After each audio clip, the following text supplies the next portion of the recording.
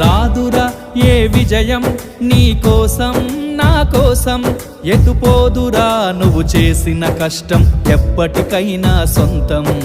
కాలంతో పయనించే వాడికి కానిది ఏముంది, సాధనతోనే సాధ్యమవ్వునని సదాశయంతో సాగర ముందుకు. రాదురా ఏ విజయం నీ కోసం నా కోసం, ఎటుపోదురా నువ్వు చేసిన కష్టం ఎప్పటికైనా సొంతం.